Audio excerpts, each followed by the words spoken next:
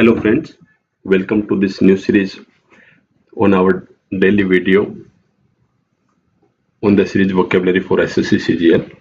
Today's root word will be phobia. So we will see words with the root word phobia.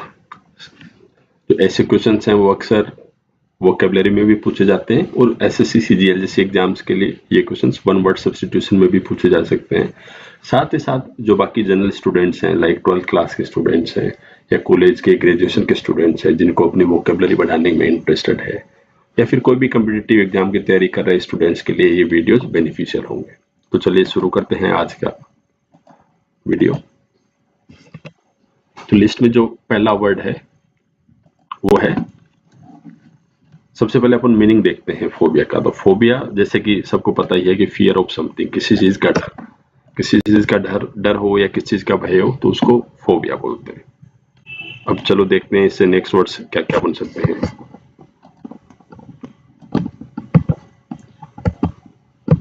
सबसे पहला word line में है वो है एक्रोफोबिया। तो दोस्तों जो जैसे कि अपनी ये जो सीरीज है उसके अपन मैं बार बार एम्फेसिस करते हैं कि वर्ड्स को आपको ब्रेक करना है, वर्ड्स की रूट्स को आपको समझना है। तो इस एक्रोफोबिया वर्ड को हम कैसे ब्रेक कर सकते हैं? इसको ब्रेक कर सकते हैं एक्रो एंड फोबिया। फोबिया जैसे आपको पता ही है fear, and acro means something at a height, काफी ऊंचाई पे जो चीज होती है उसको रिफर करने के लिए एक्रो बोलते हैं। तो एक्रोफोबिया का मीनिंग हो जाएगा फियर ऑफ हाइट, ऊंचाई से जिन लोगों को डर लगता है उसको हम एक्रोफोबिया बोलते हैं।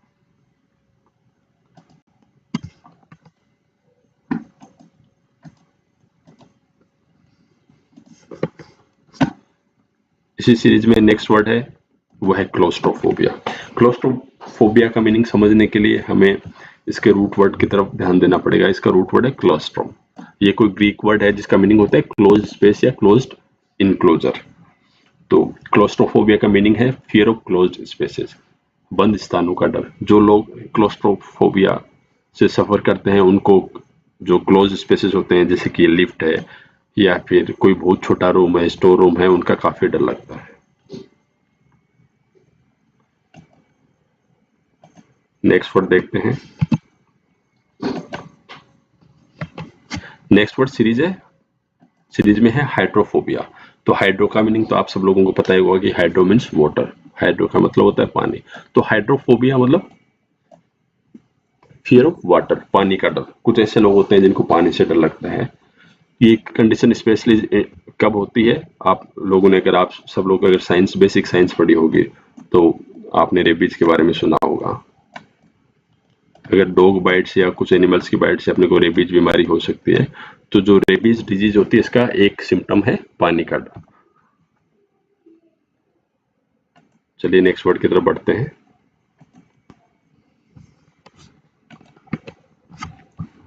Next word in the series is agoraphobia. अब एगोराफोबिया को अगेन हम ब्रेक करते हैं। ब्रेक कैसे कर सकते हैं? अगोरा एंड फोबिया। अगेन अगोरा है, ये जो अगोरा वर्ड है ये एक फॉरेन लैंग्वेज का वर्ड है। उसका मतलब होता है गैदरिंग प्लेस, ऐसी कोई जगह जहां बहुत सारे लोग इकट्ठा होते हैं। फॉर एग्जांपल टेंपल या फिर कोई भी रिलीजियस सेरेमनी है। तो अगोराफोबिया का मीनिंग क्या होता है?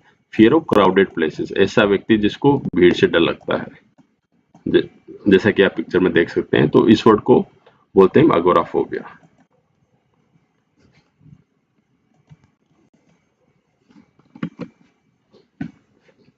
सिमिलरली नेक्स्ट वर्ड है पायरोफोबिया।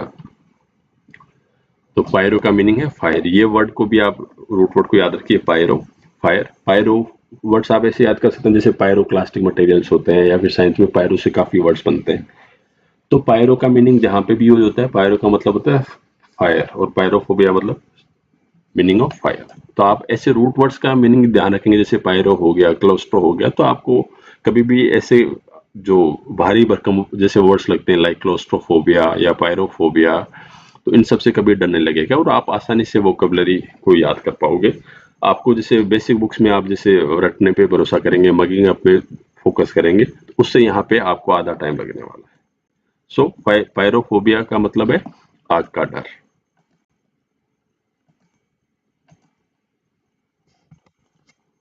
नेक्स्ट वर्ड है सिटोफोबिया। ये थोड़ा अनयूजुअल वर्ड है, हमने पहले कभी सुना नहीं। और सिटो जो रूट है इसका मीनिंग होता है फूड। अब हालांकि आप चाहो तो याद कर सकते हो, बट मैं ये नहीं रिकमेंड करूंगा कि आप सीटो रूट वर्ड को याद करो, क्योंकि एक या दो शब्द ही बनते हैं सीटोफोबिया से, और ये अनयूजुअल वर्ड्स हैं, बहुत ज्यादा कॉमन वर्ड्स नहीं है। तो सीटोफोबिया एक ऐसी कंडीशन है जिसको आदमी को, जिसमें किसी भी एक पर्सन को फूड का ही डर पैदा हो जाता है, या फिर एकदम एक्सट्रीम डिसलाइक और हेट्रेड और अवर्जन हो जाता है फूड से, उसको भोजन का ही डर लगने लग जाता है, और एज ए कॉन्सिक्वेंस वो खाना नहीं खाता है और उसकी हालत कुछ ऐसी होती है।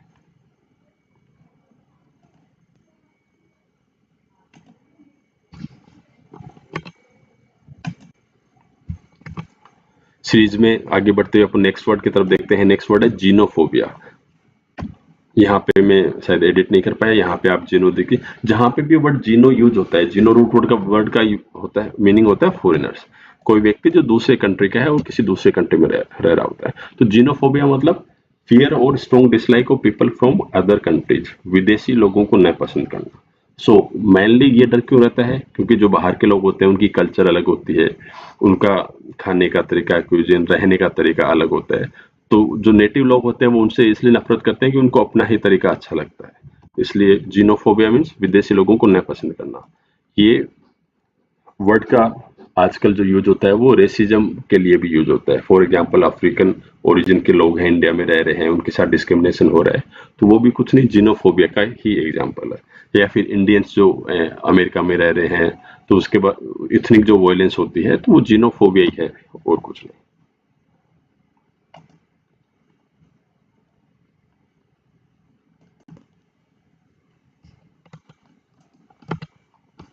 नेक्स्ट वर्ड देखते हैं।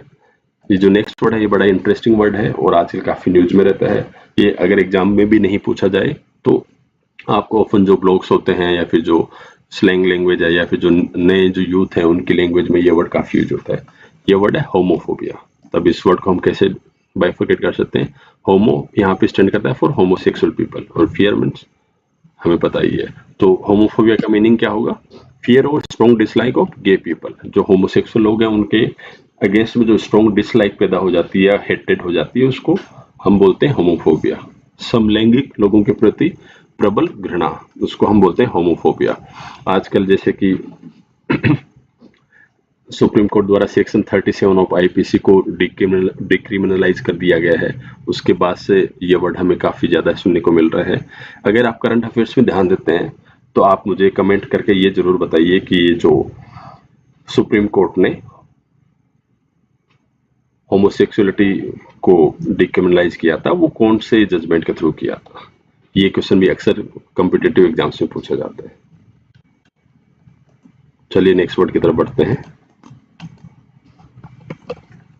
एरोफोबिया, अगेन वो काफी, जैसे जैसे एयर ट्रेवल बढ़ता जा रहा है उसके साथ साथ ही एरोफोबिया के काफी केसेस सामने आ रहे हैं। तो यहाँ पे AERO, arrow arrow stands for aeronautical, not air, aeronautical AERO है, जिसे एरो शो होता है। तो एरोफोबिया मीन्स लोगों को हवाई जहाज में या फ्लाइट में उड़ने का डर लगता है, fear of flying in an aeroplane, हवाई जहाज में उड़ने का डर, तो उसको एरोफोबिया बोलते हैं। ऐसे लोगों के लिए हवाई जहाज में ट्रेवल करना काफी परेशानी भरा हो सकता है।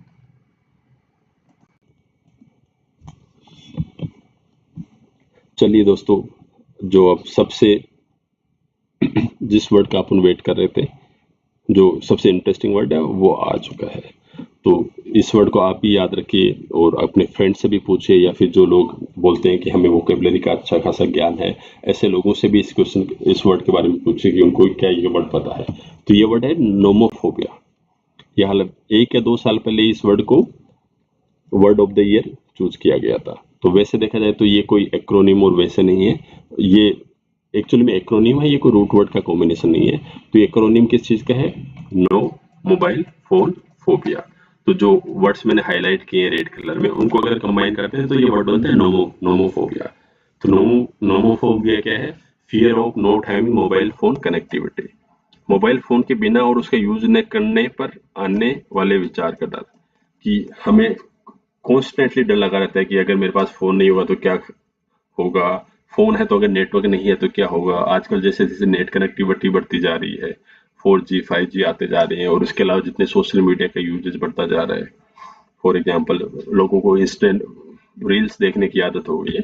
तो नोमोफोबिया के केसेस बढ़ते जा रहे हैं। तो हमें एक नोमोफोबिया को इस तरह समझ सकते हो कि हम अपने ही फोन के गुलाम बनते जा रहे हैं। हम टेक्नोलॉजी को अपने फायदे के लिए यूज करने के बजाय टेक्नोलॉजी हमें कंट्रोल कर रही है।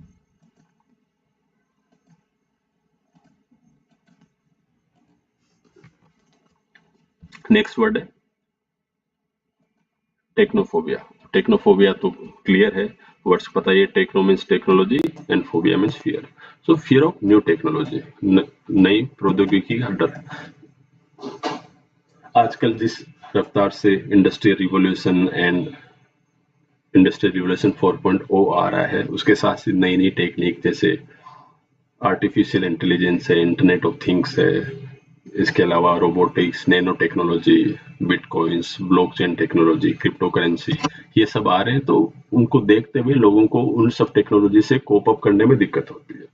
तो स्पेशली जो ओल्डर जनरेशन हैं, जो अभी 40s एंड 50s में है, उन सबको नई टेक्नोलॉजीज में अडेप्ट करने में बड़ी दिक्कत होती है।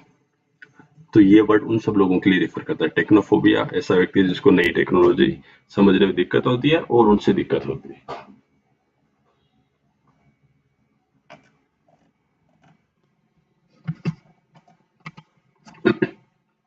नेक्स्ट वर्ड है, वो थोड़ा अनयूजुअल वर्ड है लेकिन ये भी इंटरेस्टिंग वर्ड है, एर्गोफोबिया। सॉरी मैं यहाँ पे अर्गो को एडिट नहीं कर पाया, उसको आप समझिए। Ergophobia, ergo is something related to work, इसको रूट वर्ड से आप समझते हैं। तो अर्गोफोबिया का मीनिंग होता है फियर ऑफ फाइंडिंग और लूजिंग एम्प्लॉयमेंट और fear of specific task in the work place. जिस व्यक्ति को अर्गोफोबिया होता है उसको सबसे पहले ये तो फियर रहता है कि उसको क्या पता उसको एम्प्लॉयमेंट या जॉब या काम मिलेगा या नहीं मिलेगा। अगर उसको मिलता है तो उसको लगता है कि वो अपना काम टाइम से कर नहीं पाएगा या कोई पर्टिकुलर स्पेसिफिक टाइप का काम रहता है वो उससे हो नहीं पाएगा और उसके कारण उसका जॉब चला जाएगा। तो वो कॉन्स्टेंटली जॉब को लेके वरीड है, ना वो जॉब कर सकता है, जॉब खोने का उसको फियर रहता है। तो काम करने का रोगात्मक भय, भय तो चलो कभी लोगों का होता है, पर रोगात्मक भय जो काफी नेक्स्ट लेवल तक चला जाता है उसको बोलते हैं अर्गोफोबिया।